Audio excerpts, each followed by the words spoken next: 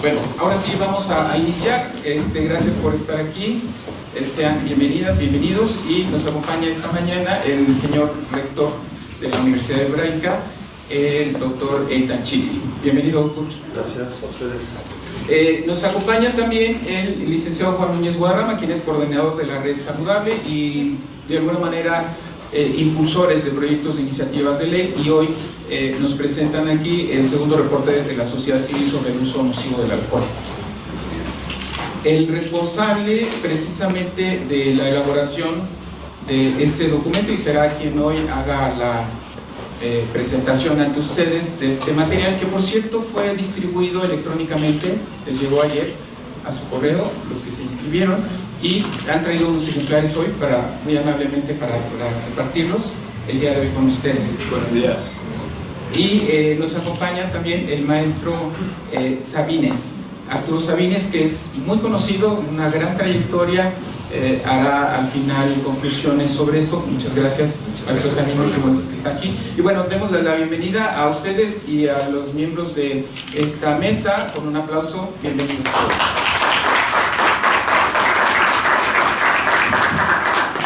Cederé el uso de la palabra al doctor Eitan Chikli, rector de la Universidad de Hebraica.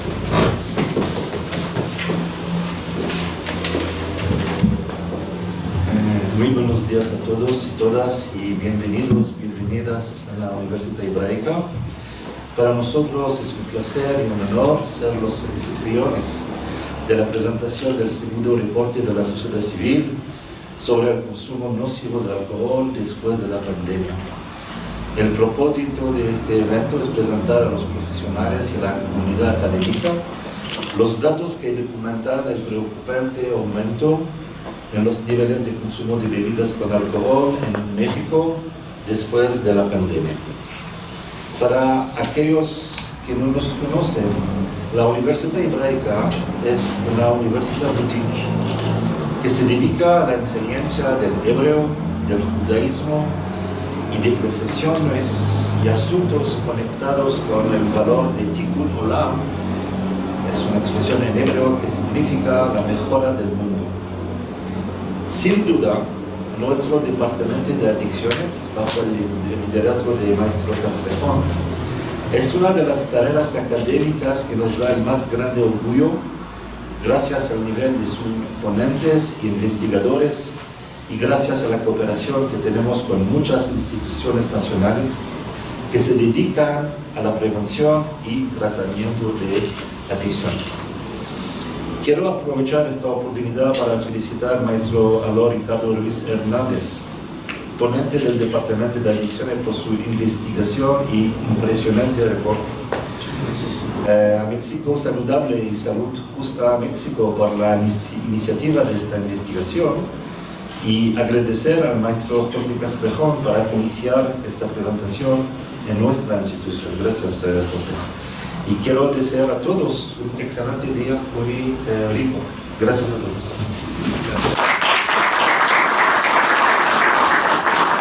Gracias, señor rector. Decía hace un momento que la coalición México Salud Hable, sí, directo, ha sido promotor en México de un trabajo, yo creo que muy ejemplar, que hoy merece un reconocimiento, porque ellos han hecho un trabajo de cabildeo, llamémosle así, en el sentido positivo, a favor de muchas causas, son varias. Quizás uno de ellos sea lo de las grasas trans, otro sea el uso nocivo del alcohol, pero particularmente el tema de las reformas que hoy prevalecen ya en México, que son muy importantes en temas de publicidad, en temas de espacios libres. Sin duda se debe en gran parte al trabajo que han hecho, un trabajo incansable que yo diría con un gran activismo han logrado sensibilizar a los tomadores de decisiones, a los legisladores, para que haya esta reforma de manera unánime. La Ley General de Control de Tabaco fue modificada, teniendo algunos avances muy significativos. Por eso quiero reconocer en esta ocasión a la red, don Juan, y pedirle que por favor, si quiere decir unas palabras previo a la presentación de este informe. Buenos días, muy amable don Pepe, y gracias señor rector por la hospitalidad de la Universidad Hebraica ya tuvimos la oportunidad de estar en otra ocasión en que se conmemoró el Día Nacional contra el uso nocivo de alcohol. Aquí puede ser un excelente foro. Bueno, la coalición México Saludable hace solo un juego de palabras. Saludable quiere decir que todos tenemos que hablar de salud, no solo los especialistas, sino cualquier persona común y corriente, como que debemos de tener los conocimientos básicos sobre temas principales de salud, no solo para ser coadyuvantes en lo personal como a la preservación de un estado de salud aceptable como individuos, sino para coadyuvar a que la salud pública sea una realidad. Entonces es la idea que todos tenemos un espacio junto a los especialistas en salud para que México sea un país saludable. Y recuerdo, y me da mucho gusto saludar a varias personas que no agarré el tiempo de hacerlo, pero en particular la doctora Carmen Mille, quien es adherente a México Saludable.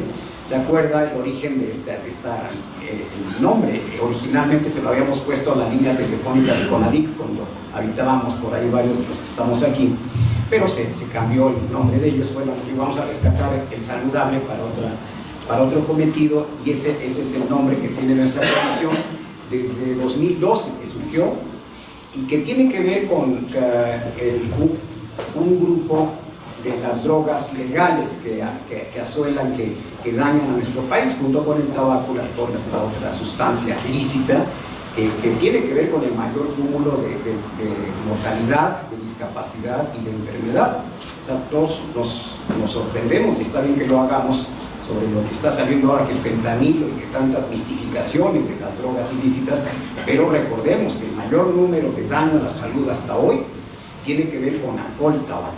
Entonces, por eso es importante que nosotros, en la sociedad civil, tratemos de impulsar iniciativas que se refieran a uno de los factores de riesgo, que es el consumo de alcohol, que detonan las enfermedades no transmisibles. Las que causan 7 de cada 10 decesos en el mundo y en México son detonadas por consumo de tabaco, consumo de alcohol, dietas inadecuadas e inactividad física y contaminación del aire. Esos son los 5 factores de riesgo, y en esos tratamos de trabajar desde 2012. Y bueno, este trabajo que hace el maestro Alor Ruiz, por supuesto, tiene un componente de investigación bibliográfica, documental, de observación participativa, pero en sí no es un trabajo de investigación ortodoxo. Para nosotros representa una herramienta de incidencia pública. Está escrito de manera muy llana, muy clara, para que todo el mundo lo entienda, inclusive los legisladores y sus equipos técnicos, y ellos empujen este tipo de iniciativas que nos ayudan a alejar un poco más el consumo nocivo de alcohol, en este caso, no solo de la población en general, sino en particular de los niños y jóvenes, que ustedes saben que registran inicios muy precoces según las estadísticas que están a nuestra disposición.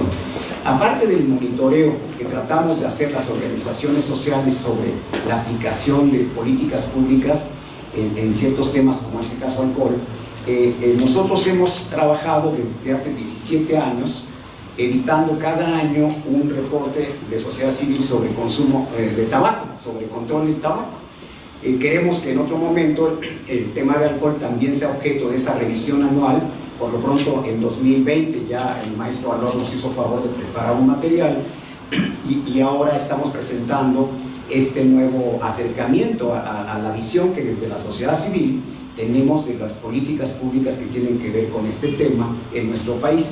Por supuesto que hay una visión crítica, pero siempre propositiva de lo que está pasando y de lo que puede pasar si es que colaboramos con las autoridades, con los especialistas, con los legisladores, con las personas comunes y corrientes, para contener esta gran cauda de enfermedad, de discapacidad y de muerte que tiene que ver en la relación con el consumo de bebidas alcohólicas.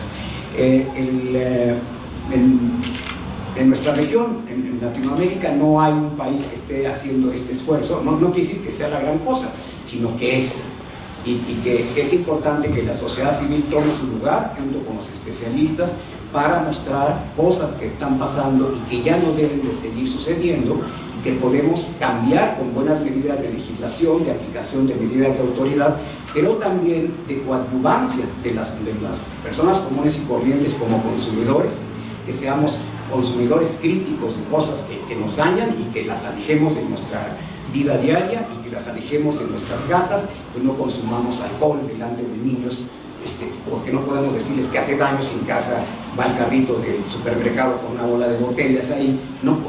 Nunca va a llegar ese mensaje, ¿no? El alcohol es una sustancia adictiva, es una sustancia que daña, que destruye hogares, que malogra economías y que daña al país en general. Esa es la idea de este reporte de sociedad civil, que ojalá que puedan ustedes revisarlo y darnos algún comentario. Y lo último que quiero decir, el por qué nos interesa mucho aprovechar la hospitalidad del señor rector, es queremos tener más contacto con estudiantes, con docentes de las universidades. Creo que nos hace falta tener una buena base social universitaria, crítica, que nos apoye para emerger con propuestas ciudadanas de mejoras regulatorias. Un ejemplo, actualmente con este avance en la ley que mencionó el maestro Castrejón en el control del tabaco, pues hay una lluvia de más de 1000 amparos de las grandes industrias. Entonces, para acotar, para no observar el reglamento que prohíbe la exhibición de tabaco en los puntos de venta. Entonces es una lucha de Sísifo que hay que tomar entre todos y con muchas voces para que las autoridades, las personas de bien, que son la mayoría en este país, tengan la posibilidad de proteger la salud de la gente, en este caso ante el consumo nocivo de alcohol. Muchas gracias.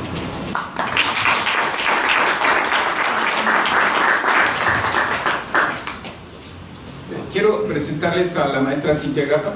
Ahí está, la coordinadora académica del área de bienestar. Y esta es la presentación, y se darán cuenta que tiene una maravillosa edición, cargo precisamente de la maestra Yajaira Ochoa, que se encuentra aquí, y a quien le reconocemos y le agradecemos que nos haya compartido esto. Gracias. Invitamos a los distinguidos miembros de la mesa. Si quieren pasar aquí enfrente, dejamos solito al maestro Alor con el micrófono, que nos hará la presentación de este reporte. La dinámica de esta sesión es que al final de esta presentación, serán 20 minutos, haya un diálogo, preguntas, comentarios, propuestas, y que saquemos aquí conclusiones que puedan ser de interés. Entonces, bienvenido, maestro Alor. Rector, muchas gracias por su hospitalidad, estimado Pepe, don Juan, Arturo, distinguidos estudiantes y académicos, muchas gracias por su atención. Lo que vamos a presentar justamente es un material que da continuidad a un primer reporte hecho hace 3 años. La intención de este documento, como bien mencionó Juan, es poder hacer incidencia política y mover a las autoridades competentes a tratar un problema que al día de hoy no tiene solución en el país. Un problema que tiene costos muy elevados en materia de salud física, mental, económicos y de desarrollo, que es el consumo nocivo de alcohol. Un problema que ya traía bastantes dificultades sin atención y que con la pandemia que todos sufrimos se complicó aún más. Este reporte ya fue presentado ante autoridades del Senado de la República, ante la presidencia del Comité de Salud, y fue bien recibido. Inclusive existió el compromiso de avanzar en una ley. Y esto tiene toda la lógica, porque hablar del consumo nocivo de alcohol es hablar de una gran problemática de salud. El consumo nocivo de alcohol podríamos pensar que afecta al consumidor, y esto es cierto, es el primero que puede sufrir los daños, el deterioro y muchas otras problemáticas por su forma de beber. Pero no acaba ahí. Inmediatamente su círculo más cercano se ve afectado. La familia, los hijos, la pareja, y va avanzando. La comunidad y sociedad en su conjunto no están exentos de sufrir algunas de las consecuencias que existen derivado del consumo nocivo de alcohol. Y finalmente el país en su totalidad puede ver afectado su desarrollo por estas condiciones. El consumo nocivo de alcohol está asociado a una gran cantidad de enfermedades, más de 200, e inclusive a diversos tipos de cáncer. Hablar de esto significa enfrentar una realidad que es que muchos de estos padecimientos no tienen, en varias ocasiones, atención en el sistema público de salud. Las personas que los padecen suelen tener que gastar enormes cantidades en el sistema privado, lo que hace que su economía se vea mermada, lo que también hace que otras necesidades como puede ser la alimentación, educación o vestido se vean afectadas. Esto también significa distraer tiempo en la familia para atender los cuidados que requiere la persona con algún padecimiento derivado del consumo nocivo. Hasta 600 horas, lo que equivale a 6 horas diarias, podría estar destinando la familia en cuidar a una persona enferma. Esto también nos habla de otro problema. Las personas que padecen estas enfermedades muchas veces se ven incapacitados en seguir con su vida productiva, abandonando el trabajo o cualquier actividad remunerada, lo que finalmente va ocasionando pobreza. El país también se ve afectado porque el consumo nocivo de alcohol puede estar asociado a daños a otros, desde daños físicos hasta lesiones y pérdidas de vida. Es frecuente que los accidentes de tránsito, sobre todo en jóvenes, el consumo nocivo de alcohol sea una de las causas que pueden desencadenar desde lesiones hasta la pérdida de vida. Las estadísticas nos hablan que estos accidentes son más frecuentes justamente en los días que los jóvenes suelen asistir a divertirse, viernes, sábados y domingos. Y es una de las principales causas de muerte en esta población, además de ser una de las principales causas también de discapacidad y de orfandad en menores de edad. Estas condiciones nos hacen reflexionar sobre el riesgo que todos corremos de vernos involucrados en un problema o hasta en una tragedia por este consumo. El alcohol, hay que decirlo, tiene niveles de peligrosidad mucho mayores que otras drogas consideradas ilegales. La toxicidad del mismo, lo que puede llevar a sobredosis, coma y muerte, es mucho drogas que tienen una fiscalización mucho más estricta. Y a pesar de esa peligrosidad, a pesar de ese consumo nocivo, a pesar de las tempranas edades de inicio, no hay una legislación que busque controlar el consumo nocivo como si la hay en el tabaco. Entonces, esta es la intención, empezar a mover un poco las conciencias, empezar a hacer incidencia y lograr que este problema se atienda como debe ser atendido. Para hacer este reporte y el que le antecedió, utilicé una de las evidencias que tienen más contundencia de la OMS, que es la iniciativa SAFER para el control del alcohol. Esta iniciativa, propuesta por esta institución, tiene 5 diferentes acciones, e insisto en esta parte, de comprobada eficacia, que de llevarse a cabo pueden empezar a atender y solucionar este problema. En el primer reporte lo que hicimos fue comparar las recomendaciones que hace la OMS, las 5 recomendaciones que hace la OMS, y lo que México ha hecho en la materia.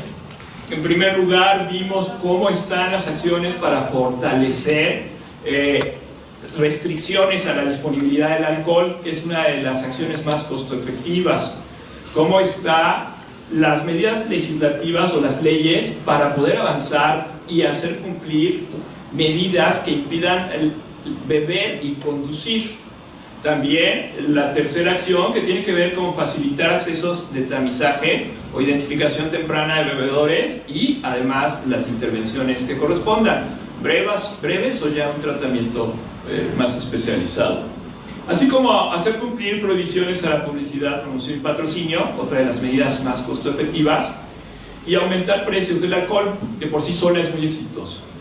En ese primer reporte lo que identificamos es que estas acciones, a pesar de que en el país había compromiso de su cumplimiento, no estaban del todo hechas. Si acaso medianamente algunas y otras muy deficientes, como era el caso de no conducir y beber. En este segundo reporte mantuvimos esta iniciativa de poner como eje central de la investigación la iniciativa SAFER, y entonces empezamos a comparar con algunas otras condiciones que se presentaron previo a la pandemia y post pandemia. Así, entonces, en esta primera iniciativa que tiene que ver con evitar que el alcohol esté ampliamente disponible, encontramos que durante la pandemia la disponibilidad del alcohol no bajó. A pesar de que estábamos en cuarentena, de que las medidas para poder enfrentar la propagación del virus nos requerían estar aislados, la industria del alcohol se adaptó rápidamente a estas condiciones y respondió de una forma muy eficaz para ellos. Aquí podríamos decir que hay un conflicto entre los intereses económicos de la industria y la salud. Entonces esta respuesta lo que caracterizó es que el alcohol pudo llegar a los hogares. No hubo falta de bebidas alcohólicas a pesar de estar aislado. Los consumidores siguieron accediendo a la bebida aún a pesar de que no podían asistir a bares, discotecas o cualquier otro lugar de consumo. E inclusive se pudo apreciar que el alcohol, las industrias del alcohol hicieron uso de algunas prácticas que facilitaban la compra masiva de sus productos, con descuentos o bajando sus precios de manera importante. Esto hizo que los consumidores, pues, que ya tenían un consumo habitual, lo mantuvieran, y también favoreció que aquellas personas, como muchas en la población, que enfrentaban una dificultad por las condiciones, el temor a la pandemia, la falta de ingresos económicos, la preocupación ante el contagio o inclusive el terror de ver a otros de sus familiares seres queridos contagiados, malestares significativos en la mayoría, se vieran acercados a el consumo de bebidas y optaran equivocadamente por el consumo como una medida para poder enfrentar esta situación. Inclusive la industria llegó a posicionar algunos mensajes que referían de manera muy perversa y equivocada que el consumo de alcohol podría ser una opción para poder soportar a los hijos o para poder convivir en familia, o inclusive que podría ser una medida para poder prevenir el contagio y un desarrollo de la enfermedad del coronavirus, condición que no tenía absolutamente ninguna veracidad, no tenía ningún sustento, y era todo lo contrario a lo que podía suceder, ¿no? El alcohol favorece la violencia en el hogar, el consumo nocivo de alcohol favorece la violencia en el hogar, el maltrato a la pareja, a los hijos, a las personas de la tercera edad. El alcohol o el consumo nocivo también disminuye en los anticuerpos del cuerpo humano, lo que hace más probable que pueda uno contagiarse de diversos virus, incluido el coronavirus. Pero pues esta condición estuvo muy claramente presente. Esto nos habla de cómo la industria no se detiene, ninguna pandemia la va a obstaculizar para llegar a sus consumidores, y cómo los que sí en algún momento no respondimos de manera igual, los que no estuvimos a la altura tal vez para mantener actividades de detección o intervención breve, fuimos nosotros, los profesionales de salud y aquellos encargados de la salud pública. Otra condición que observamos en el reporte que medimos o que tratamos de poner manifiesto y que tiene que ver nuevamente con la disponibilidad de la bebida es el consumo que se puede llegar a dar en eventos masivos, sobre todo en eventos deportivos. Esto es muy claro y en las noticias lamentablemente es frecuente.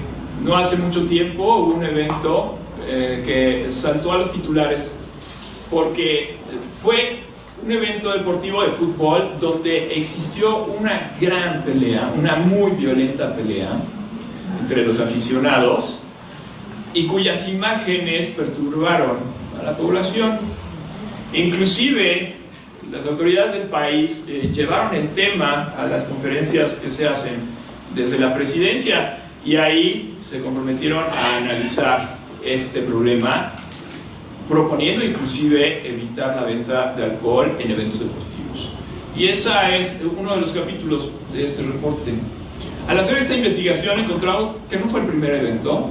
Inclusive algunos años atrás en la Ciudad de México ya se había presentado algo similar, que como en las autoridades indicaron la necesidad de hacer algo sin que esto pasara más allá de sus palabras.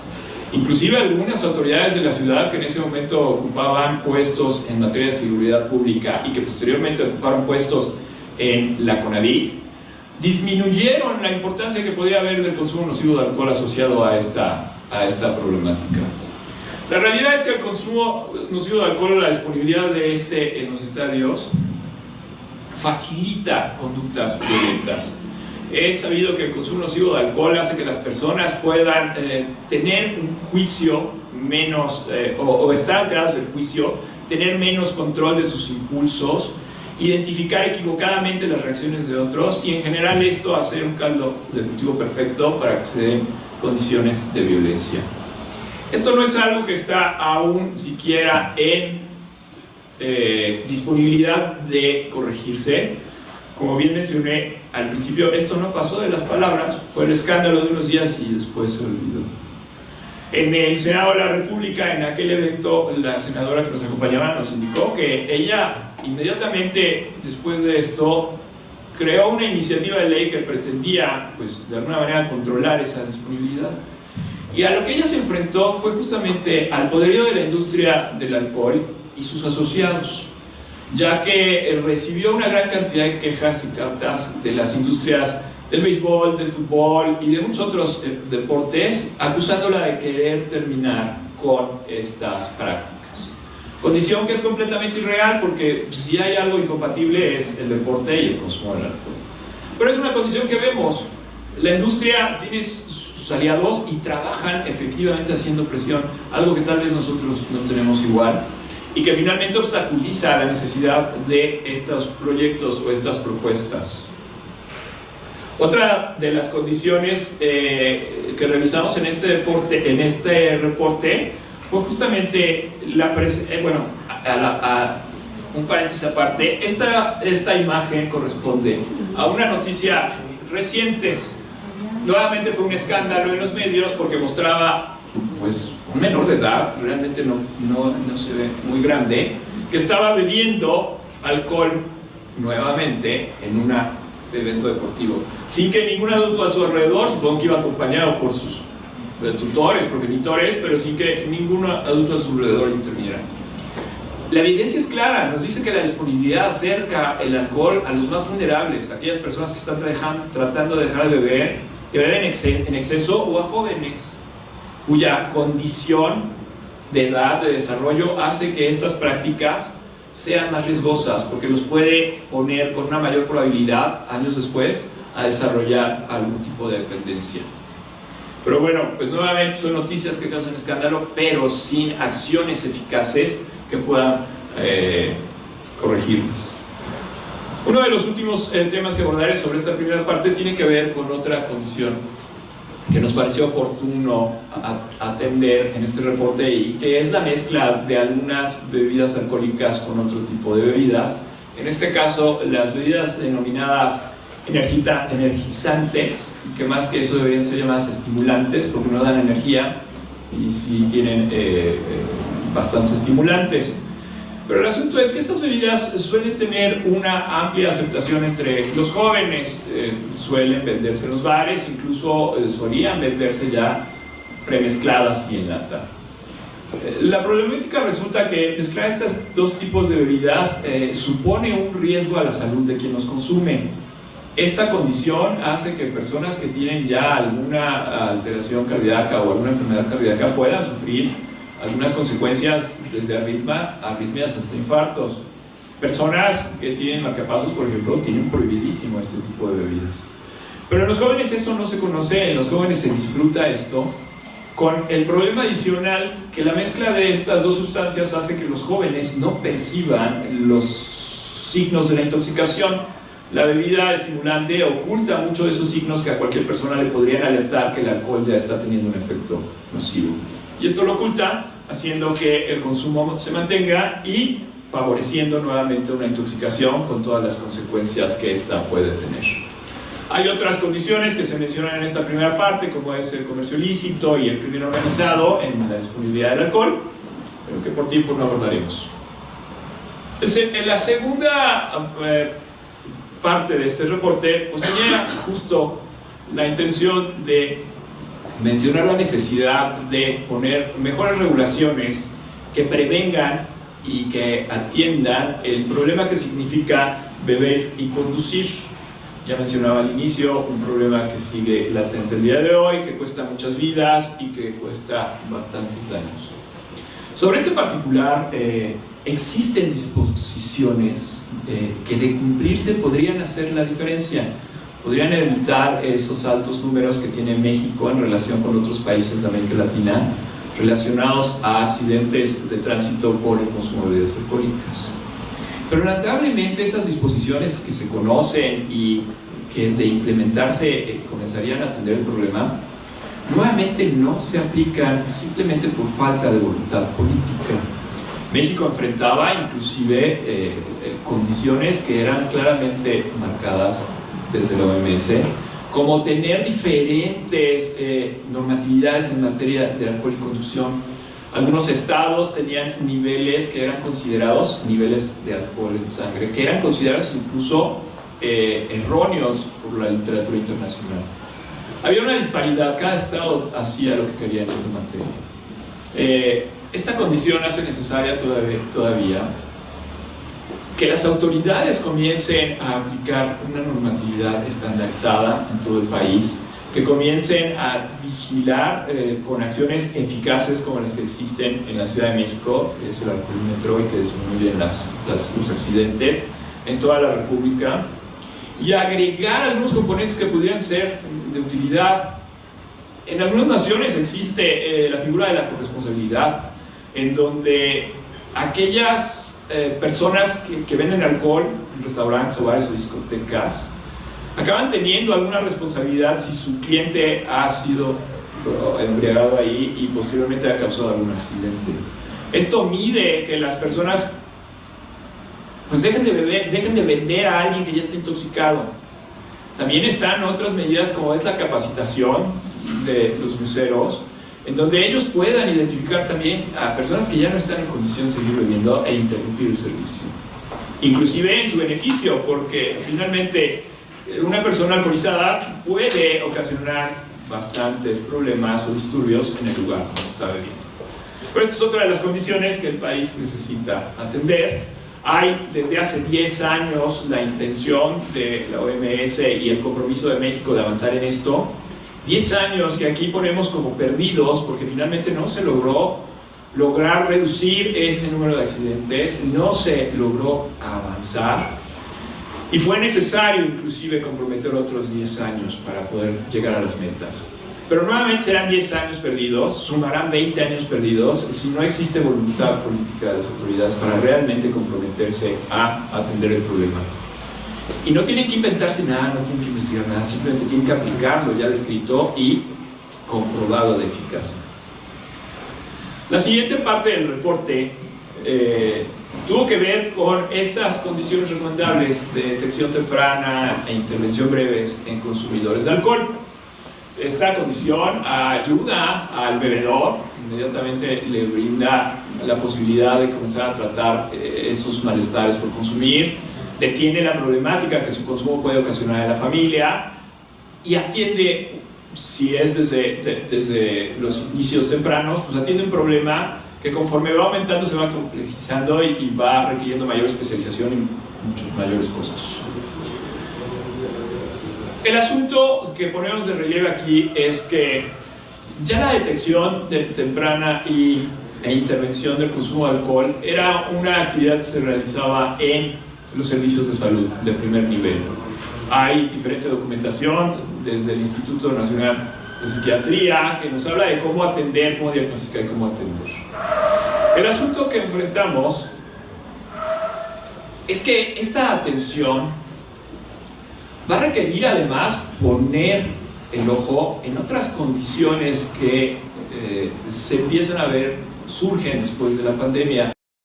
Condiciones como es depresión, ansiedad, aquellos duelos no resueltos, el estrés postraumático, afectaciones mentales que finalmente se produjeron por lo que vivimos y que están muy asociados al consumo nocivo de alcohol. Estas condiciones, sobre todo, van a ser necesarias detectar de manera prioritaria en adolescentes y jóvenes, inclusive en niños, porque esta población finalmente fue la que se vio importantemente afectada por el aislamiento. Adicionalmente, hay que mencionar que la población femenina es una de las que ha sido objetivo de la comercialización de la industria. Y las estadísticas nos indican que las mujeres están bebiendo más. con las dificultades muy particulares que pueden enfrentar. Y ahí es donde existe todavía algunas deficiencias para la atención con perspectiva de género. Inclusive enfrentamos algunas condiciones muy lamentables, como la mayor discriminación que hay para las mujeres que beben alcohol. En comparación con sus pares masculinos, las mujeres suelen tener un mayor estigma y tener menos apoyo de la familia, de la pareja, e inclusive enfrentar obstáculos para su tratamiento, como es el simple hecho de ver quién puede cuidar a sus hijos. Entonces estas condiciones son importantes a considerar, y es lo que ponemos de manifiesto en esta siguiente parte del reporte. Aquí volvemos a hacer énfasis en lo que ya sabemos, que el consumo de alcohol tiene una relación estrecha con problemas de salud mental, ya sea que el consumo después desencadene problemas de salud mental o problemas de salud mental desencadenen el consumo de alcohol. Y hay una gran cantidad de trastornos que en México no están suficientemente bien diagnosticados y mucho menos correctamente bien atendidos, ya sea porque no hay especialistas o porque inclusive no hay los suficientes medicamentos para atender.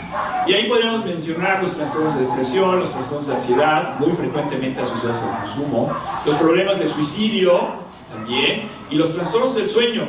Todas condiciones que en algún momento pueden incidir con el consumo nocivo de alcohol, en donde el consumidor puede encontrar tal vez una mejoría aparente y momentánea, pero que a la larga le lleva a seguir teniendo su problema, como puede ser la ansiedad o la depresión, aumentar y además sumar ahora otro, como es el consumo nocivo o la dependencia de alguna sustancia. Hacemos ahí muy claramente la observación que ya existía esta pandemia, consumo nocivo de alcohol y de problemas mentales, y bueno, pues vino a chocar con otra, que fue el COVID. Y las recomendaciones tienen que ver nuevamente con aquello que ya está ampliamente difundido y conocido. Finalmente, las últimas dos partes del informe son de las más importantes porque las medidas correctivas son las consideradas costo efectivas, y una tiene que ver con la publicidad. Sabemos que una forma muy efectiva para atraer nuevos consumidores, inclusive consumidores jóvenes o menores de edad, es mediante la publicidad. La industria del alcohol y del tabaco gasta enormes cantidades, millones de dólares en esto, porque saben que cada peso que invierten va a retribuir en un consumidor. La publicidad es algo que no está regulado suficientemente bien y que lamentablemente durante la pandemia se explotó de manera muy efectiva por parte de la industria del alcohol. Porque nuevamente volvemos al hecho de tener que estar en cuarentena o aislados, y la opción que muchos recurrieron como entretenimiento, distracción o comunicación también, de revisar en sus dispositivos móviles o cualquier otro aparato redes sociales. Lo que se vio aquí es que la industria del alcohol posicionó sus productos de una forma muy agresiva en las redes sociales. Inclusive fue una de las pocas industrias que tuvo crecimiento económico durante la pandemia. Algunos estudios internacionales nos hablaban de que en el lapso de una hora una persona que navegaba en cualquiera de estas redes podía ver hasta 107 anuncios de alcohol. Esto significaba ver un anuncio cada 35 segundos mientras estaba en redes. Estos anuncios no discriminan, igualmente los puede ver un adulto que un menor de edad. Y estos estos anuncios finalmente lo que hacen es ir posicionando la bebida, disminuyendo la percepción de riesgo y, como decía, inclusive haciéndola ver como una opción para enfrentar el estrés o para prevenir algún contagio. La publicidad atrae consumidores, eso es un hecho, está claramente investigado. Y esto no tiene aún un efectivo control. Algunas legislaciones internacionales lo que están buscando es que plataformas como estas bajen sus anuncios e inclusive tratan de ver que el responsable de los mismos pues pague. Pero aquí no tenemos esa condición. Tenemos avances importantes en materia de tabaco, como lo decía Juan, pero en materia de alcohol no. En materia de alcohol, si ustedes revisan sus celulares, les puedo apostar que después de navegar se van a encontrar con algún anuncio, desde temprano y a todas horas. Y el problema es que los menores de edad que gustan de algunas de estas redes, pues también los van a ver. Y así van a empezar a tener una mayor predisposición al consumo. Y la otra condición que quisimos poner de manifiesto tiene que ver con lo que yo mencionaba por parte de la industria, de buscar como un objetivo de comercialización la población femenina. A las mujeres la industria la está tratando de atraer desde hace muchos años para que pueda beber. Esto lo hace a través de anuncios en donde las bebidas se tratan de asociar a estigmas como emancipación, libertad, ser algo sexy, bebidas que muchas veces son muy dulces, con colores también muy cálidos, pasteles, inclusive en algunos tipos de envases o de botellas que tienen una característica muy particular, que están diseñados y buscando atraer a la población femenina.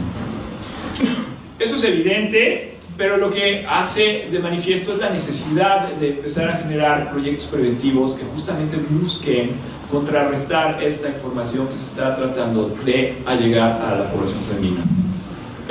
Y que sobre todo combata todos estos estereotipos de género y todas estas estrategias plenamente planeadas para buscar el consumo de las mujeres. La prohibición de la publicidad, promoción y patrocinio es una de las medidas también más costo efectivas que la autoridad podría implementar y que ayudaría a reducir el consumo. Pero es algo que desde el reporte anterior veíamos está sumamente deficiente. Ustedes pueden ver, inclusive volviendo a los eventos deportivos, que la mayoría de las camisetas de fútbol en el país tienen en la parte de atrás el anuncio de alguna bebida alcohólica, y estas camisetas son vistas, son compradas por menores de edad. Entonces ahí tenemos un claro ejemplo de cómo no hay suficientes acciones y estas van a tender a afectar a los más vulnerables, que insisto son los adolescentes, los niños y aquellas personas que ya beben en gran cantidad. Y finalmente, el último punto que resaltamos en este informe, que también es una de las medidas más costo efectivas, mejor recomendadas por su impacto tan inmediato, es el aumento de precios a las bebidas alcohólicas.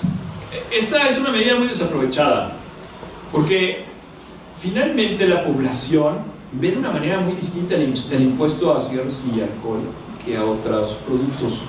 Inclusive hay segmentos que lo aprueban y en estos segmentos están los propios consumidores.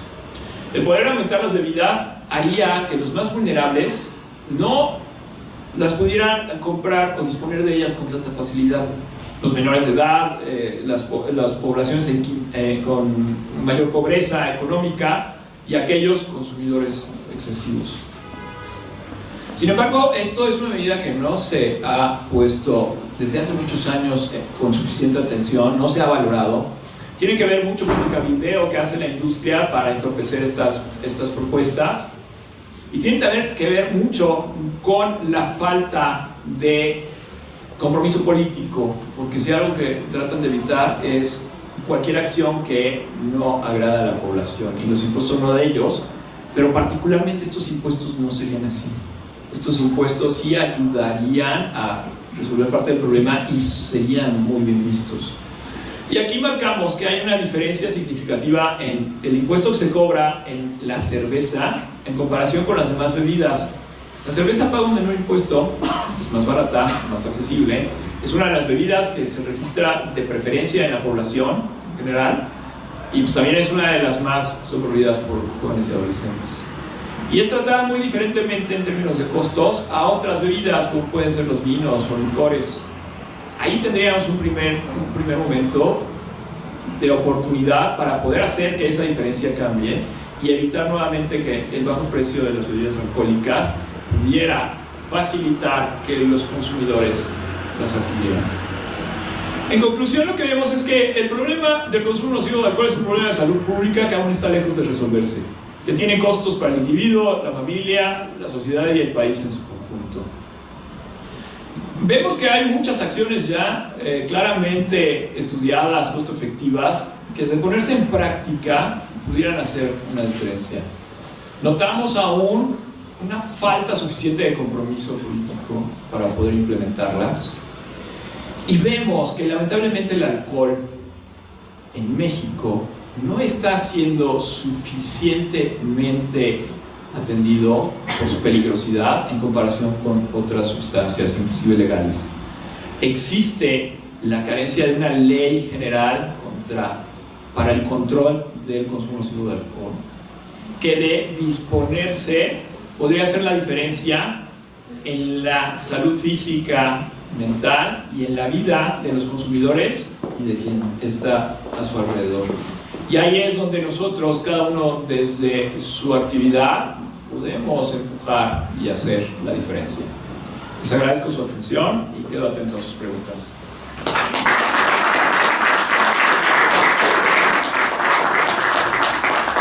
Muchas gracias. Quiere pasar, por favor, maestro Sabinas. La idea justo de este encuentro es reflexionar sobre la importancia de las políticas públicas y sumar en favor de los esfuerzos para poder contener estos problemas. Pasamos a una sesión de comentarios, preguntas, diálogo, y le damos la palabra. Por ahí le pueden pasar el micrófono, si me apoya Carmen, al doctor Narves, quien viene del Instituto Mexiquense contra las Adicciones. Muchas gracias. Bueno, felicitarlos por este reporte. Qué bien hecho está, y datos muy importantes y datos muy interesantes. Me llama mucho la atención algo que se mencionó al final, acerca como de hacer una ley general del control del consumo nocivo o para controlar el consumo nocivo de alcohol, ¿no? Tenemos una ley general para el control de tabaco que se da en el marco de valga la redundancia, el convenio marco de la OMS, ¿no? No sé si existe alguna otra disposición internacional más o menos similar en la cual nos pudiéramos como agarrar, ¿no? Para traerlo a este país y poder, no sé, tropicalizarlo de la misma forma en la que nosotros hicimos una ley general de control del tabaco. ¿Existe como este convenio marco a nivel internacional o algún plan para generar algo similar? Muchas gracias. Hola, muchas gracias.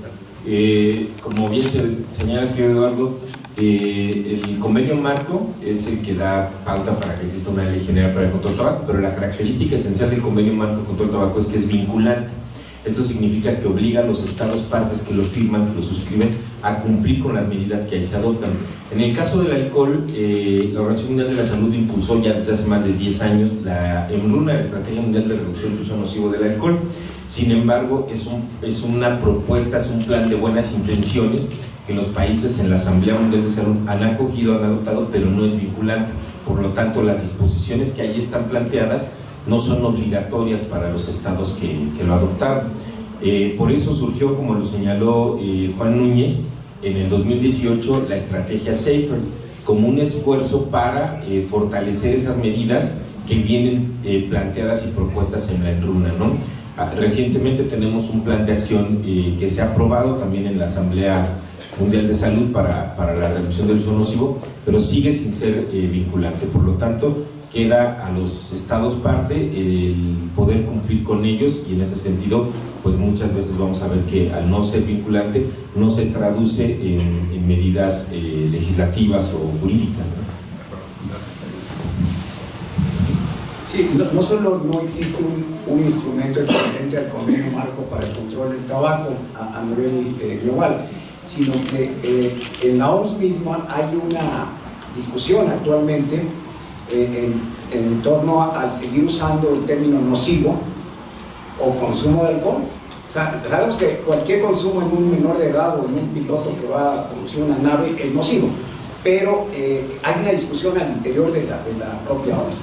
Pero también hay un hándicap que consiste en que dentro de los estatutos de la Organización Mundial de la Salud sí tiene voz la industria del alcohol, y establece que cada año hay una consulta, le llaman los actores económicos de la industria, lo cual no sucede en tabaco. O sea, no puede ser que la industria que está generando esos productos nocivos para la salud sea coadyuvante en las recomendaciones de políticas públicas. Entonces, tampoco hay un artículo como existe en el convenio marco, el 5.3, que prohíbe la vinculación de la industria con los actores gubernamentales que definen y aplican las políticas públicas. Gracias.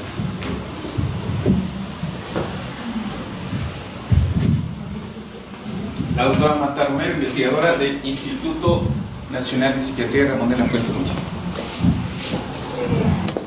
Gracias, felicidades por el reporte, me parece muy interesante. Y a mí me gustaría destacar ciertas contradicciones entre los datos que son ciertos, que están basados en evidencia y lo que hace el gobierno. Porque finalmente este diálogo con la industria de alcohol siempre ha sido como ambiguo. Hace muchos años, FISAC, que se alimenta del dinero de la industria del alcohol, fue los primeros que pusieron el alcoholímetro, no fue el gobierno, ellos pagaron las patrullas, los alcoholímetros, la capacitación. Por eso a nivel mundial dice que la industria tiene formas de autorregular la publicidad que produce y demás, y el gobierno los deja. ¿Por qué? Porque el gobierno recibe una cantidad de dinero impresionante de los impuestos que les cobran. Entonces, en particular, la cuestión del alcohol, de subir el precio, lo que hace la gente es comprar alcohol ilegal, es más riesgoso que comprar el que produce el industria. Entonces, a lo mejor en las ciudades no se ve, pero en las zonas urbanas la gente consume una cantidad de bebidas alcohólicas que ni siquiera están registradas y ni siquiera tienen alcohol, que es sano para, digamos, sano entre comillas, para su consumo, ¿no? Entonces, el problema yo creo que está detrás, como dicen los americanos, hay que seguir el dinero, o sea, ¿por qué no se toman las medidas? Porque hay mucho dinero de por medio. Es igual con la cuestión de las mujeres, que yo he trabajado muchísimos años. ¿Qué les cuesta poner en las botellas que ninguna mujer embarazada puede beber? En todos los países del mundo hay una muñequita que está embarazada y que tiene un tacho. Aquí no hay una sola botella que tenga esa muñequita. Pues en las botellas de la cerveza ni de ninguna bebida alcohólica. ¿Por qué no lo hago? Porque el gobierno no obliga a poner ese mensaje mínimo. ¿Cuántos niños nacen en nuestro país con retraso mental debido al consumo de las mujeres? Muchísimos. O con discapacidades que no se les van a quitar en toda su vida. Muchísimos. Entonces, si hay una fuente que los que somos investigadores entregamos la evidencia de lo que sabemos, en psiquiatría, en neurología, en nutrición, en todo, en las encuestas nacionales de salud, de psiquiatría, de salud mental, de lo que quiera, a la hora de la toma de decisiones, el gobierno no nos toma en cuenta. Entonces, sí yo creo que es muy importante seguir dialogando, los que nos dedicamos a la ciencia, que a veces no nos gusta estar en la política, estar con la sociedad civil que sí le gusta y que sí tiene más fuerza que a veces el gobierno, ¿no? Toda esta cuestión de saludable a mí me parece un esfuerzo maravilloso, porque sí, de alguna manera, todo el tiempo lo invierten en convencer a los que toman las decisiones de que por ahí no van. Entonces los felicito, me parece muy útil e importante. Gracias. Muchas gracias, doctora. Y sí, es algo que seguimos viendo. Usted mencionaba FISAC y su intervención en el principio con el alcoholímetro, pero sigue estando presente. Y inclusive trabajando con algunas asociaciones que reciben presupuesto público, en donde hacen actividades de prevención y es completamente anacrónico. La industria no puede ser parte de la solución, es incompatible su negocio con la salud. Y ahí nuevamente la falta, por ejemplo, de protocolos del cabildeo que se puede dar con legisladores, la falta de regulaciones que evite que algunas instituciones sigan trabajando con la industria. Es un problema a resolver, ¿no?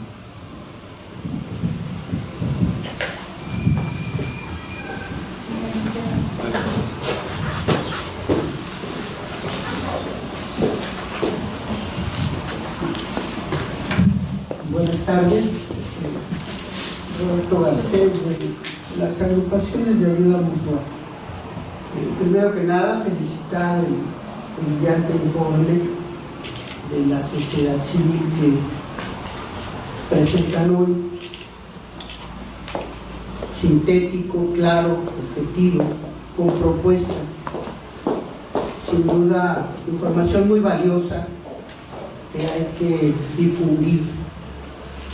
Un informe que en mi perspectiva, que estoy atento al medio, por supuesto presenta información muy importante para las autoridades y los tomadores y las tomadoras de decisiones, pero que en mi opinión,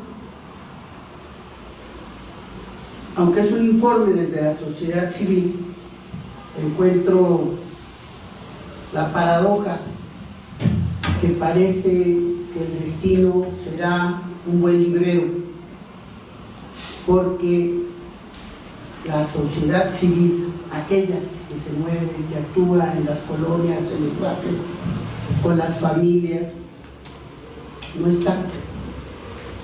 Creo que sería un siguiente punto de este valiosísimo esfuerzo concitar precisamente a mayor sociedad civil en la lógica de construir redes, alianzas que hagan más eficiente el informe y las voces indispensables para que las políticas se muevan. De otra manera, pues, me parece un documento brillante, pero condenado a estar en un bonito aparador. La sociedad civil necesita conocer esto, y ustedes que saben cómo funciona el mundo y funcionan las sociedades, saben que no hay otro vehículo para hacerlo llegar que las campañas, que las cruzadas, que los esfuerzos pie tierra. Este lugar, por supuesto, es muy importante para difundir. Nos gusta venir con frecuencia a escuchar lo que dicen los expertos, pero allá afuera hay una enorme ignorancia, hay indolencia, hay apatía, inclusive dentro de los supuestos aliados, por ignorancia hay gran consumo. Es absurdo que en las comunidades de ayuda mutua donde combatimos las adicciones, el consumo de tabaco es altísimo, porque no hay una cruzada, no hay una campaña que señale, que identifique este tipo de circunstancias como elementos nocivos y parte del catálogo de los problemas. Felicito el informe y muchas gracias. Bueno, muy amable, estimado Roberto, y te saludo con el respeto de siempre, igual que a Samuel Gilberto, que tienen tanta importancia su trabajo, justamente con la sociedad civil, con la gente de carne y hueso, ¿no?, en este país. Tienes toda la razón, y justamente por ello nos interesa que la información permee a organizaciones de la sociedad civil, empezando por las que son adherentes a la Coalición México Saludable, que a veces somos más de 50 y a veces llegamos a 80, que son las organizaciones que trabajan en cáncer, en diabetes, en obesidad, en enfermedades renales, donde tienen que ver quienes ya están viviendo con la enfermedad, sus cuidadores primarios y muchos de los especialistas que trabajan en estos campos, para relacionar, bueno, ¿qué tiene que ver con el alcohol, con el tabaco? Claro que tiene que ver, es un detonador de esas enfermedades, pero tienes toda la razón, de nada sirve el conocimiento si no está al alcance de quien está haciendo cosas en la calle. Por eso siempre tenemos ese prurito de decir, bueno, hay que trabajar el que sabe con el que hace, el que puede con el que tiene. Entonces, por ejemplo, los legisladores son los que deciden, los que pueden plantear una iniciativa de ley aparte del Ejecutivo, pero muchas veces la experiencia limitada que yo tengo de contacto con estas personas es que en la mayoría de los casos desconocen muchas cosas, por eso no lo hacen, pero también hay un componente de corrupción, por supuesto, donde soslayan temas para nadie se opone públicamente, sino simplemente dicen que ya no pudieron discutir, que ya no se pudo llevar al pleno, y no sé cuánto, y así tardó 13 años la reforma a la ley para el control del tabaco, 13 años tardó, más de 100 iniciativas se presentaron de todos los partidos y no las discutían. Obviamente que ahí hay abajo de la mesa cosas, ¿verdad? Entonces, sí es importante para nosotros, creo que lo dije al principio, también tener esa interlocución con las universidades, con los estudiantes, con los docentes que seguramente están interesados o que están trabajando ya cosas y que las desconocemos, y que ustedes desconocen cosas poquitas que estamos haciendo para juntarnos, para apoyarnos y para que permee realmente a las personas que están consumiendo indebidamente alcohol o que están permitiendo que sus hijos, que sus familiares lo hagan. En este caso, un foco importante para nosotros son los padres de familia. Acuérdense que por ley todas las planteles de educación básica del país tienen que tener una asociación de padres de familia. Entonces, desde preescolar, ojo, no exagero, desde preescolar, con títeres, con cositas elementales que entiendan los niños, que guácala, el que fuma, el que toma, se cae y no hace cosas. Desde ahí hay que sembrar la semilla de la prevención, de tener una actitud crítica ante estas sustancias, pero sobre todo en la primaria, en la secundaria, y no se diga en el nivel medio superior. Entonces sí es importante en los padres, obviamente porque son consumidores, muchos de ellos, muchas madres, pero también porque permiten, porque tienen una actitud permisiva de consumo. O sea, vas al antro, pero nada de drogas, sí, chelas sí, pero drogas no, aunque sean 10 chelas, ¿no? Ese es el punto, que tiene que ver con un cambio de cultura, y por aquí vi a nuestro querido el maestro y amigo Raúl Martín del Campo. Sí se ha dado un pequeño e importante cambio de cultura en el tabaco, que es real, ¿sí? Entonces tenemos que empujar un cambio de cultura también en el caso del tabaco. Doctora Marta Romero. Yo quería agregar los dilemas éticos que están implícitos ahí, ¿no? O sea, cómo vas a prohibir si recibes dinero de la industria de alcohol. Ese es el problema que hay y lo tenemos que mencionar así, ¿no? A todos niveles. Y por otro lado, comentaba con la doctora Piñé que a veces la información sí la tiene la gente, porque hay muchos médicos que toman en exceso, de modo que los médicos no sepan lo que están haciendo. Sí lo saben. En un estudio que hicimos para la OMS, justamente en una clínica para desarrollar intervenciones breves, muchos médicos se burlaban de lo que estábamos haciendo y le dijimos, bueno, entonces los voy a sentar a todos en el auditorio, pero si salen casos van a participar en el estudio. Quedan en el estudio 70 médicos. Entonces, el asunto es, ¿en realidad saben? Claro que lo saben. Lo que pasa es que yo también creo, y era lo que decíamos, hay un malestar en nuestra sociedad muy grande, por muchas razones, por muchas cosas, y ese malestar nadie lo trabaja. Entonces, como el COVID, una amenaza real para cualquiera de contagiarse y de morirse, o de llegar a un hospital, o de X. ¿Qué te genera angustia, malestar? ¿Cómo lo manejas? Pues con lo que tienes a la mano, que es pues, el alcohol para adentro. ¿Saben lo que estaban haciendo? Seguro que sí. Lo que se puso de manifiesto, al menos con las mujeres, era la violencia que a lo mejor no sufrían cotidianamente porque no convivían con su pareja. Muchas parejas se divorciaron después durante la pandemia, y muchas otras se embarazaron, lo que quiere decir que estaban bien. Entonces, no, bueno, yo quiero creer que ellos sí saben lo que están haciendo. Pero sí, yo creo que una campaña solamente decir el alcohol es el culpable de todo, no, porque la violencia no la causa el alcohol. La violencia ya la traes dentro. El alcohol nada más te facilita la expresión, la actuación, el acto violento, pero hay gente que es muy violenta y nunca debe, ¿no? Entonces, yo sí creo que habría que reflexionar un poco más si el conocimiento es suficiente. Los médicos sí saben. Y hay muchos grupos de AA que no dejarán mentir que son de médicos también, porque también beben, ¿no? Entonces, habría que pensar un poco más en conjunto. Bueno, gracias.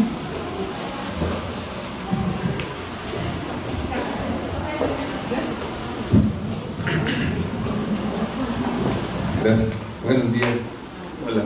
Buenos días. Una disculpa por el retraso. Fíjense que doy una clase de políticas públicas en la maestría de intervención en adicciones de la UNAM, y era justamente hoy de 8 a 10. Entonces, considerando que el evento duraría 2 horas, me atreví a pedirle a Pepe que me diera oportunidad de llegar un poquito tarde, ¿no? Pero debo de presumirles algo que ya he dicho antes, y sí es cierto. Mi clase de hoy en la maestría de adicciones se trató precisamente sobre lo que viene contenido en este informe. Entonces, lo que yo les comento, tanto de este informe como de los otros que han hecho sobre la evaluación de las políticas en tabaco, es que realmente la investigación que hay detrás de elaborar estos informes es tan valiosa y de tan buena calidad que yo lo uso como texto para los alumnos de maestría en adicciones. También hoy en la tarde, que cuando de la clase de políticas en adicciones aquí en la Universidad Hebraica, también vamos a hablar de esto. No sé por qué coincidió, o sea, lo tengo ya siempre todo programado desde que empieza el semestre, pero hoy coincidió. Entonces, hoy desayuno, como y ceno el informe de la sociedad civil sobre el consumo de alcohol. Pero bueno, lo que quiero resaltar es justamente lo de los alumnos, ¿no? Y si me permiten nada más decir 5 o 10 minutos de 2 o 3 generaciones que he usado estos textos, qué comentarios han hecho, y por ejemplo, de la clase de la semana pasada y de hoy, qué es lo que yo veo que más les llamó la atención a los alumnos. Cosas que creo que son muy importantes de este informe, ¿no? Uno, bueno, pues que siempre se empiezan los comentarios así, pues que es de fácil lectura y de muy buen diseño, les permite leerlo fácilmente, porque si ustedes ven el contenido son 2 o 3 párrafos y luego una ilustración o una tabla, y todo eso hace que el lector visualmente, digamos, lo pueda recorrer más fácilmente. Las fuentes, ¿no? Muchas fuentes muy valiosas. Hoy en la mañana una alumna me decía, no, pues mi tesis de maestría es sobre temas de políticas de alcohol, y ya aquí ya tengo todas las fuentes que podía yo buscar o encontrar, entonces está excelente. Y bueno, por ejemplo, cosas como se discute mucho, pues, lo de, no sé qué tanto lo recomiendo ahorita, pero lo de la combinación de bebidas energetizantes con el alcohol, ¿no? Cómo eso genera que, a pesar de que la persona se sienta más despierta, en realidad sigue estando intoxicada y ebria, y de cómo aumentan 4 veces la probabilidad de tener, de manejar intoxicado, conductas sexuales de riesgo, lesiones, desarrollar dependencia, etcétera. Como en otros países sí ya han desarrollado esta posible combinación, el control de esas posibles combinaciones. En México todavía no lo hacemos.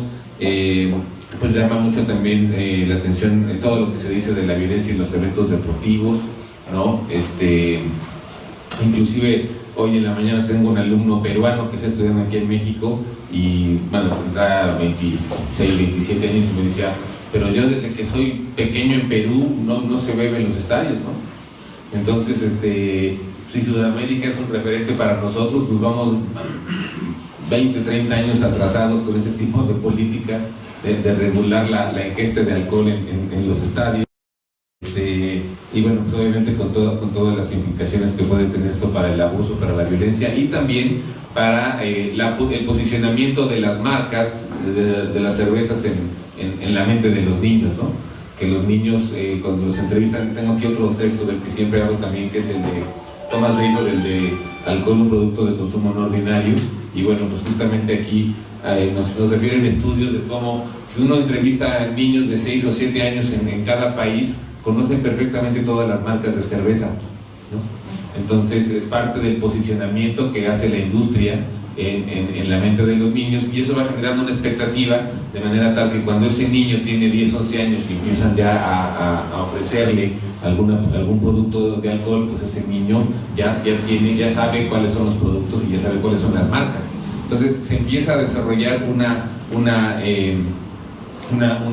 fidelidad del cliente hacia los productos desde que ya diría que están en la etapa de preoperaciones todavía, ¿no? Y bueno, también algo muy importante, por ejemplo, todo lo que se habla del alcohol no registrado, y creo que cuando hablamos de cosas que los tomadores de decisiones podrían revisar concretamente en este informe, pues ahí vemos que aquí el maestro Aló precisamente nos hace ver cómo no tenemos un sistema de control de distribución del metanol, aunque es una sustancia peligrosa para el consumo humano.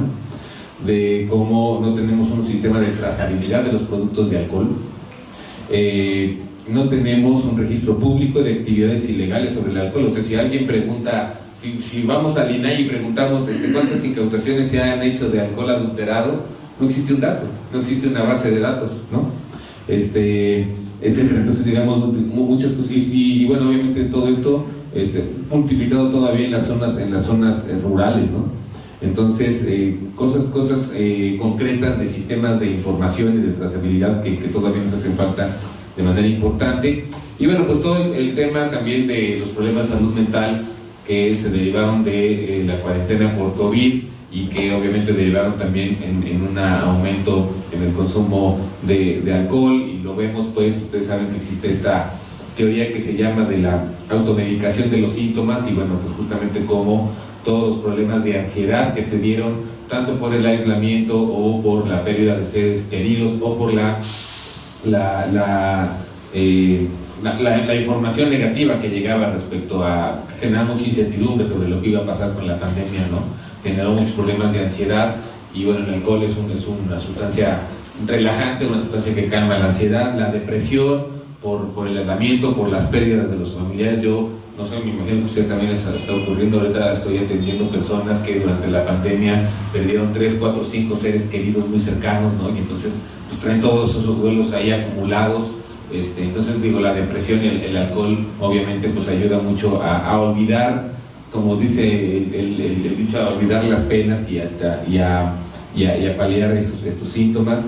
Y bueno, pues problemas también de este aislamiento generó que personas que ya tenían problemas para socializar todavía no puedan retomar sus procesos de socialización. O sea, personas con problemas, lo que llamamos nosotros de personalidad dependiente, de personalidad limitativa, no pueden salir del cascarón en el que estuvimos 3 años.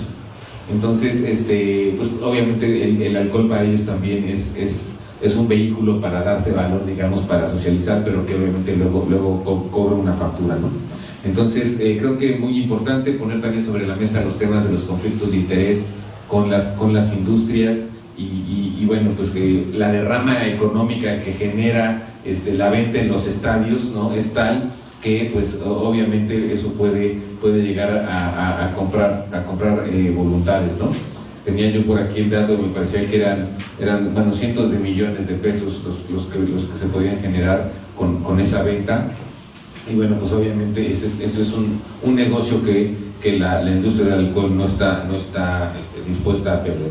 Y quizás uno de los temas más sensibles que me han comentado o que hemos comentado, pues es justamente estos casos en los que se puede llegar a dar el hecho de que a menores de edad, jornaleros, les paguen con alcohol, ¿no? Entonces es como, creo que es el tema que más duele un poquito de leerlo aquí, que es niños que son explotados, además doblemente explotados, ¿no? Porque la moneda de paga es el alcohol. Entonces creo que aquí hay muchísima información que no teníamos en el radar, que ahora se puede compartir para tomar mejores decisiones, y en ese sentido creo que es un excelente resultado, y pues estamos aquí difundiéndolo para generar conciencia y para ir abriendo caminos para regular mejor todo esto que necesitamos regular.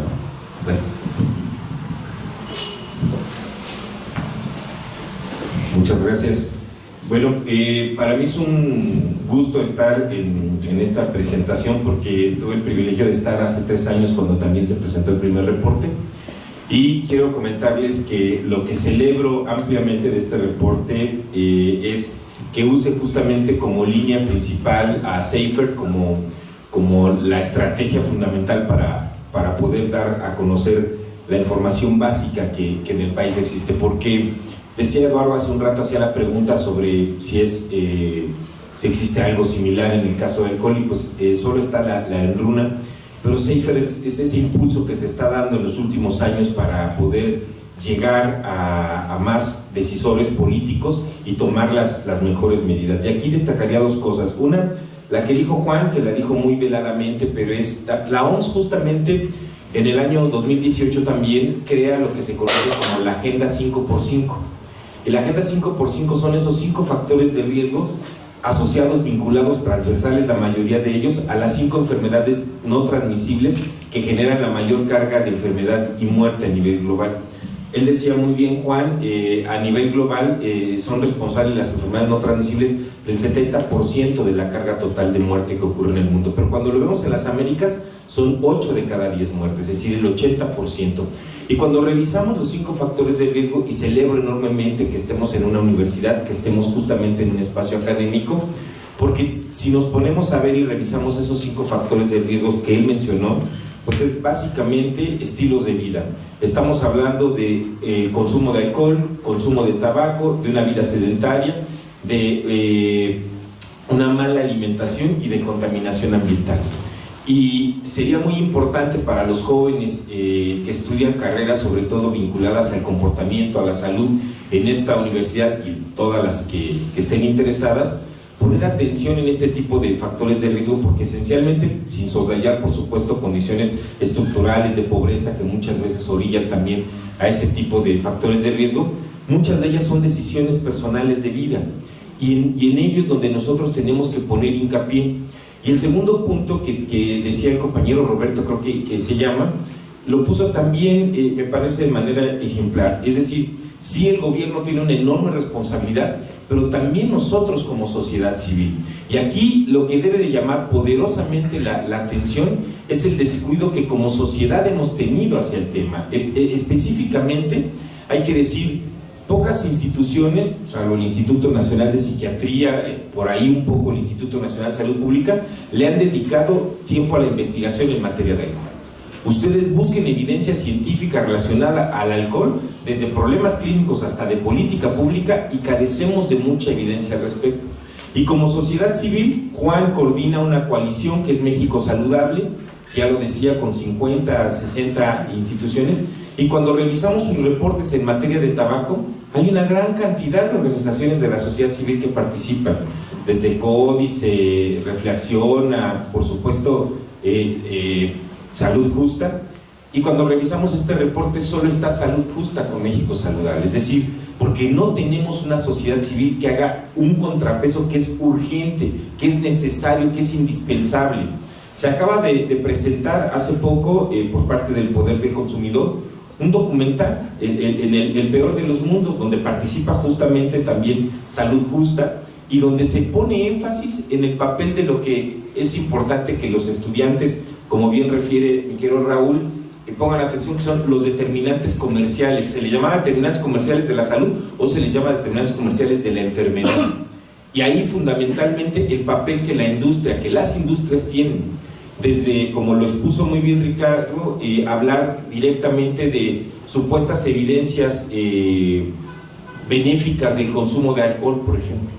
Imagínense ustedes evidencia que refiere, por ejemplo, que consumir alcohol ayuda al Alzheimer, ¿no? Que se lo digan a neurólogos, que se lo digan a psiquiatras que en el día a día padecen con pacientes que tienen problemas justo por su manera de consumir bebidas alcohólicas y este tipo de problemas.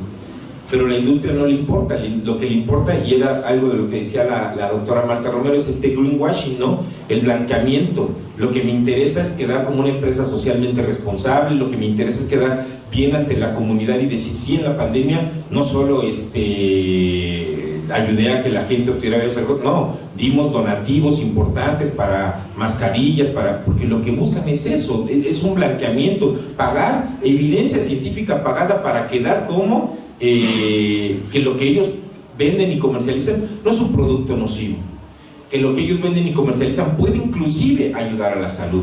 Hasta en ese sentido nos encontramos, ¿no? Evidentemente, como lo expuso también Alor, en el caso concreto de lo que refirió la senadora Margarita Valdés en la presentación que se hizo de este libro en el Senado, cuando ella propone una propuesta, una iniciativa para regular el tema de venta de alcohol en los estadios, se le fue no solo encima la industria alcoholera, sino los asociados, los allegados, televisoras, radiodifusoras, por supuesto restaurantes, hoteles, porque al final de cuentas es un producto que permea en buena parte de otros sectores de comercio y que ven afectados potencialmente sus intereses económicos ante medidas que privilegian principalmente la salud pública.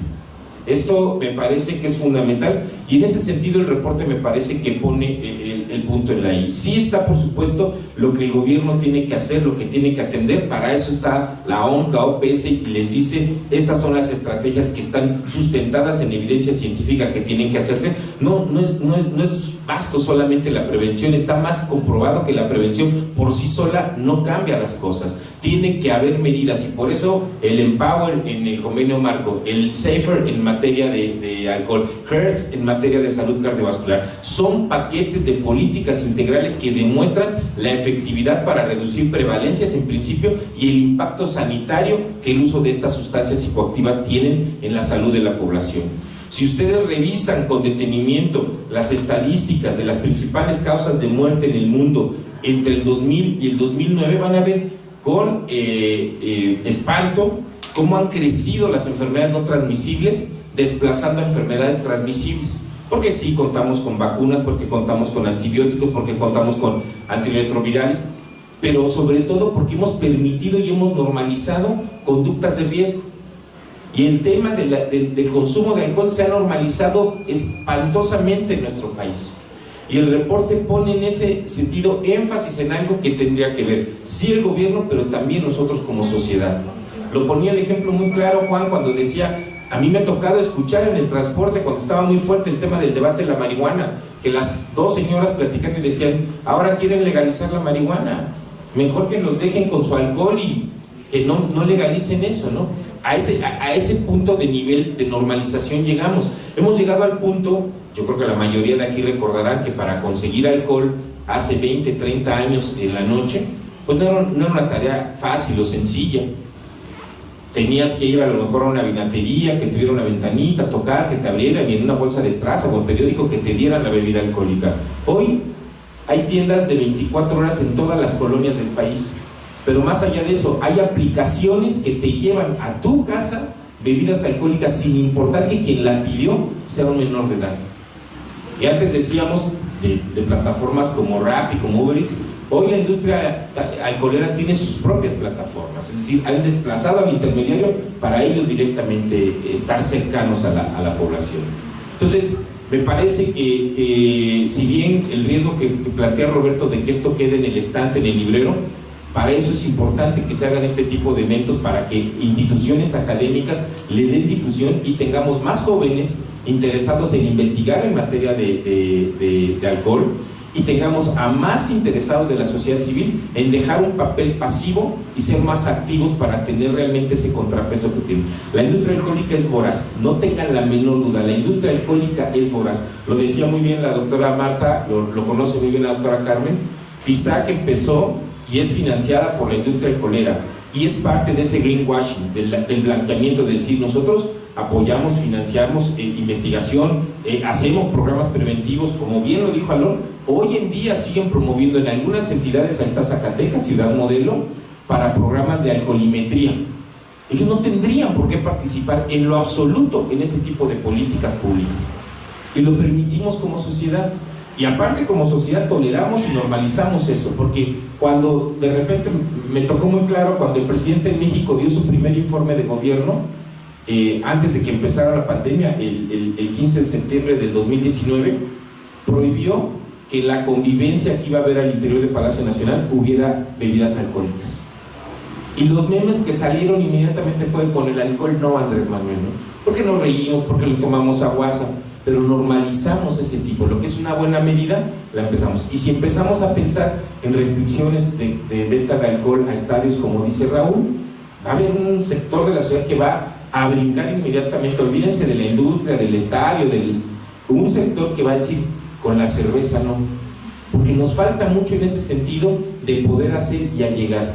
Esto es un paso, me parece, en esa dirección, y celebrar por parte de Salud Justa, por Coalición México Saludable, que alguien esté poniendo realmente ya el dedo en algo que importa. Tuve la oportunidad de compartir también con Juan, con Raúl, un lanzamiento de una estrategia que en el Senado se ha hecho para empezar a llegar a los legisladores información que verdaderamente permita el cambio de política. Solo para cerrar, dijo la doctora Adriana Blanco, hoy secretaria del Convenio Marco para el Control del Tabaco, cuando estuvo en México, Raúl lo recordará muy bien, y tuvo de frente a los diputados. Ella les dijo: cuando yo era niña y quería ayudar a la gente, dije voy a ser médico. Cuando fui médico y me di cuenta que podía hacer más y me volví salubrista, me volví salubrista. Cuando me di cuenta que podía ayudar más, me metí a la Organización Panamericana de la Salud, a la Organización Mundial de la Salud. Pero hoy me doy cuenta que me equivoqué, debí de haber sido diputada, porque son ustedes los que cambian las leyes, son ustedes los que pueden salvar vidas, y eso es real. Así que pues propaguemos la salud. Muchas gracias.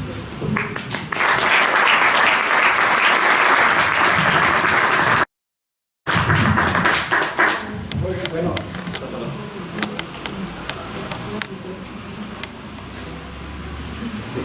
retomo algo que dijo Marta hace un momento, que hablaba de campaña, mencionó la palabra campaña, y qué bueno que está la gente del Instituto Mexiquense y del CAPA de acá de Miguel Hidalgo, porque yo que laboré la mayor parte de mi vida en el gobierno, me consta que en muchas instituciones de gobierno han habido programas permanentes, programas evaluados, programas diseñados con la comunidad objetivo, pero que reciben muy pocos recursos.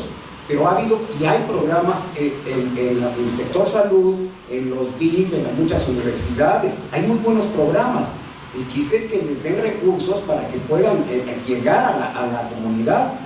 Entonces, cuando alguno de mis compañeros de otras organizaciones pone un énfasis para mí desmedido en las campañas, le digo, bueno, la campaña puede formar parte de una estrategia preventiva, de un programa preventivo, pero el programa debe ser permanente, con un modelo evaluado, con especialistas que sancionen, que revisen que este programa es actual y que va a lograr algo antes de y después de que haya habido esa intervención. Si no, no sirve, si no es pura charlatanería. Entonces, las campañas solitas no cambian las cosas, y es lo que generalmente dice, dinero para campañas, sí. Bueno, y si me convencieron, y bueno, es cierto, ¿a dónde voy? Pues quién sabe. Hay que dar el remedio y el trapito. Entonces sí es muy importante que en la tarea preventiva, que coincido con lo que señalan aquí, que no basta la prevención, pero la prevención no es pegar carteles, no es lanzar eslogans, ni mandar mensajes en TikTok, es todo junto. Es todo junto con especialistas que están en los DIF, que están en las DGETIS, en los CONALEPS, en muchos lugares, y ahí están. Hay que dar recursos para la prevención, para el trabajo permanente que ellos hacen, más allá de lo que hacen organizaciones sociales. Y perdón que use el micrófono, pero no quiero dejar de mencionar algo porque está aquí Arturo Sabines. Sí hay posibilidades de caminario también en alcohol, así como se ha podido hacer en tabaco. Cuando él estuvo al cargo de la Oficina Nacional para el Control del Tabaco, él tuvo el tino y el valor, yo creo que político, de convocar a un grupo eran 13, 14 personajes de dependencias del gobierno y 2 infiltrados que éramos de sociedad civil, que era el doctor Camacho Solís y su servidor. Estuvimos trabajando casi 2 años con ellos, a Chicotito, y se dejó un cascarón por culpa de Sabines, un cascarón de programa operativo, se dejó un cascarón de ley. O sea, hay avances. Y hay que empujar esos avances. Hay que, a la senadora aliada nuestra, Margarita Valdés, ya le cayó el 20, es una aliada, es una militante de la causa, para aquellos que pueden, como decía la doctora Adriana Blanco, aquellos que pueden, empujen esta posibilidad de construir una ley que no existe ahora, aunque sea incompleta en principio, pero que exista una ley equivalente a la del control del tabaco. Gracias.